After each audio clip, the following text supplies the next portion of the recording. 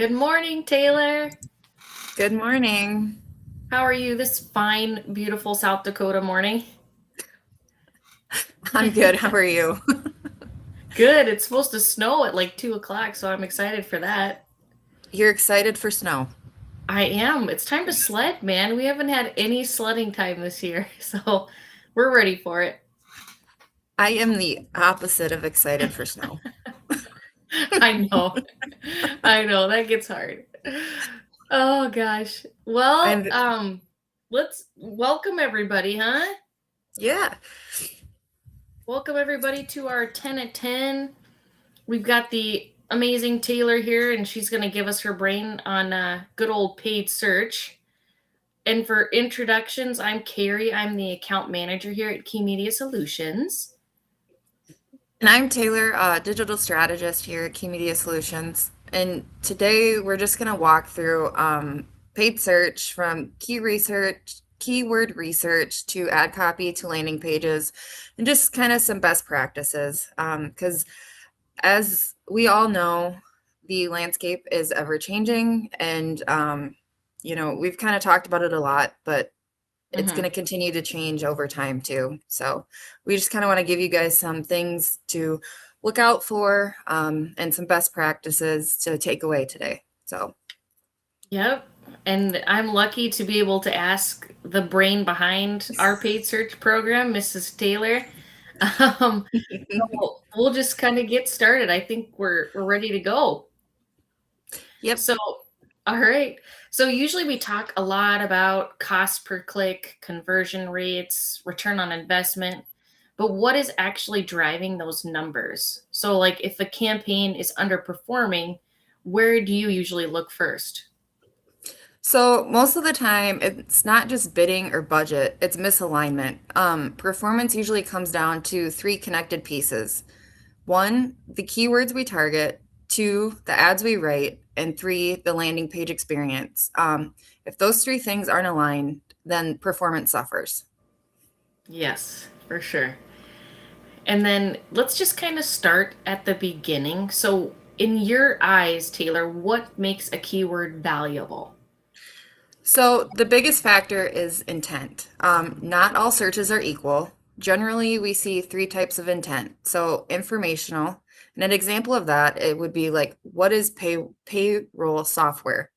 Um, the second example is consideration. So that would be like best payroll software for small businesses. And then the third one is transactional. And the example would be buy payroll software today. So in paid search, we typically prioritize transactional and high consideration intent because those users are closer to converting. Yeah, that's great insight. So should we always go after the highest volume keywords? Does that make sense for people? That's a great question. And not necessarily.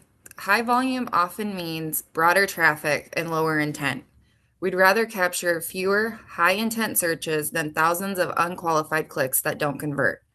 Another key factor is match type. So, broad match for discovery, whereas phrase and exact match for control and efficiency. And just as important, there's negative keywords. So, if you're selling premium services, you don't want to show up for free, cheap, or DIY. So, you want to put those negative keywords to protect budget and improve overall campaign efficiency.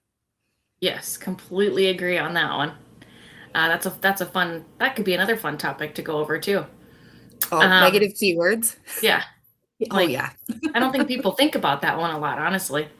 No, I don't think so either. No. And then what happens when the keywords are too broad? Like what do you see when that happens? So you usually see lower click-through rate, lower conversion rates, and then rising cost per clicks because Google rewards relevance, and that leads directly into your ad copy. Well, let's go on to that, huh? Once once we've identified those right keywords, what's the most important thing to get right in the ads, the ad copy? So relevance. Paid search isn't about being clever, it's about matching intent. So if someone searches emergency dentist near me, the headline should reflect that exact need, mirroring the Mirroring the keyword improves click-through rate, quality score, and ad rank. And better quality score often means those lower cost per clicks. Which we like to see, right? For sure. So, in your eyes, Taylor, what separates an average ad from a high performing one? So those strong value propositions and clear calls to action. Instead of just listing services, we want to highlight what makes the brand different. So whether that's the 24/7 availability, the free consultation, fast turnaround, or industry expertise. And we use direct call to actions like get a free quote, schedule a demo, or call today. We also maximize ad assets like the site links, call outs, structured snippets to increase visibility and engagement. Yeah, that's perfect. But if the ad is strong, does that mean we're done? Not at all. The landing page determines whether the click turns into a conversion. Perfect. And then what do you see as the biggest mistake brands make with those landing pages? Again, excellent question. The lack of message match. So if an ad promotes free consultation, the landing page should immediately reinforce that same offer. When messages change, when messaging changes or feels disconnected, users lose trust and then they bounce from that page. That's so true. I don't know how many times I've clicked on something and it's just not even, yeah, it gets very irritating, doesn't it? Oh, for sure. And then in your eyes as well, what are the key best practices for landing pages? So there are four big ones. One, message match. Continue the conversation from the ad. Two, one clear conversion goal. Don't overwhelm users with multiple actions. Three, fast load speed. Even a 1 second delay can reduce conversions. And then four, mobile first design. Most paid traffic is mobile, so forms need to be short and easy to complete. We've seen cases where simply reducing form fields from like 8 to 10 questions to 4 significantly increases conversion rates. Sometimes the issue isn't traffic quality, it's friction. That's where I usually fall off. Yeah, me too. Like you don't Yep, want to have to answer a bunch of questions to get the result you want. You want it to exactly. be fast and easy. And if you can get it somewhere else, you're more than likely going to go there. Exactly right. And then just a quick wrapping up kind of question. If you Mhm. had to simplify paid search success into just one concept, what do you think it would be? Alignment. Successful page search connects the user's search intent, the ad messaging, and the landing page experience. When those three work together, quality score improves, cost per clicks decrease, conversion rates increase, and your return on ad investment improves. So paid search isn't just about bidding on keywords, it's about creating a seamless journey from query to conversion. Yes, that is the truth. Couldn't have been stated better that way. So overall, when performance dips, instead of just adjusting those bids on our team, we evaluate the full experience because like most times the issue isn't traffic, it's alignment like Taylor said. So we really want to make sure that things are syncing up the way they should. Yeah, absolutely. Yeah. Well, thank you for letting me dig into your brain, Taylor. I love learning always about paid search. There's just so many changes, like you said, that happen all the time throughout the year. So she stays on top of it. Our whole digital team really tries to stay on top of all these changes. So,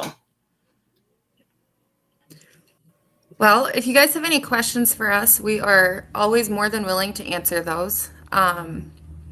Otherwise, someone will be back here next week at 10 o'clock to do another one of these. And again, if you guys have questions today or after the fact, please go ahead and submit those in the chat. Or if you have a topic you would like us to cover, go ahead and submit those as well. We always like to hear from you guys as to what you'd like for us to talk about. yes, perfect. Well, thank you very much. And I hope you guys enjoy the rest of your day. You too, Carrie. Thank you. Thanks, guys.